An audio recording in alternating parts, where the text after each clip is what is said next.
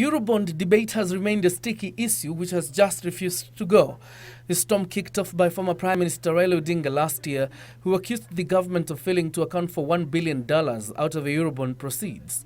And the tempo got even higher this year when Odinga, reacting to a report from the Ethics and Anti-Corruption Commission in a file to the Director of Public Prosecutions that recommended the closure of a Eurobond file, saying they had found no evidence of theft, named Treasury CS Henry Rotich, the PS Kamau Thugge, and a host of other senior government officials as persons of interest in the alleged loss of a Eurobond billions.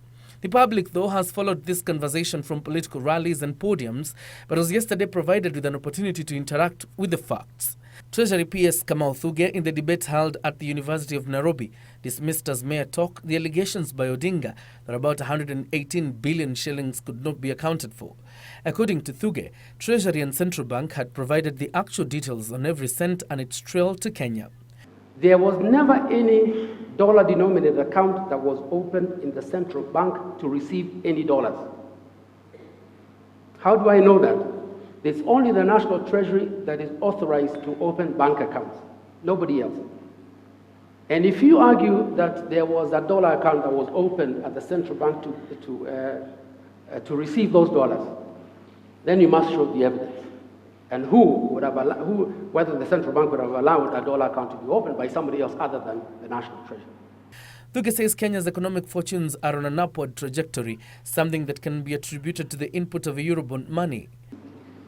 And I want to go back to the statistics that the Kenya National Bureau of Statistics just put out the other day. And you can see for the year 2015, the growth of the economy in the first quarter was about 4.9%.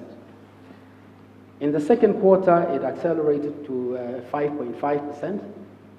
And in the third quarter, it went up to 5.8%. So there's a gradual acceleration in the growth. The public, though, will have to await the formal accounting of every penny by relevant ministries and departments to know how it was spent.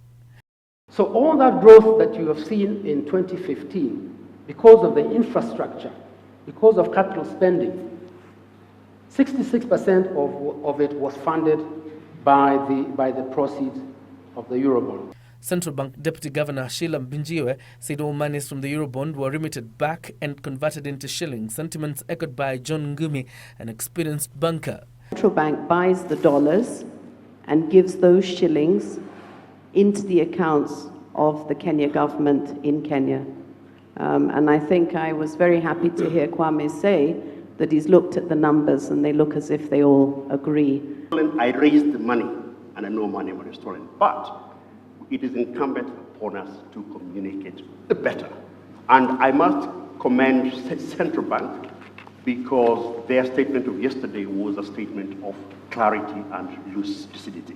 At the end of a debate, pundits who have regular columns like Kwame Owino from the Institute of Economic Affairs agreed the Treasury had broken down the exact figures but faulted its officials for failing to give regular information about the proceeds to members of the public. Was that a certain amount of 196.9 billion Kenya shillings was used to fund infrastructure. This is where it gets interesting. I know again that money is fungible. So it's true that if you have a pocket of money in one account, you can't say that this is specifically what was arranged through this transaction and this dollar paid for that road. But any competent public finance management institution should be able to tell you that, look, the port all landed here. We then sliced it in this way.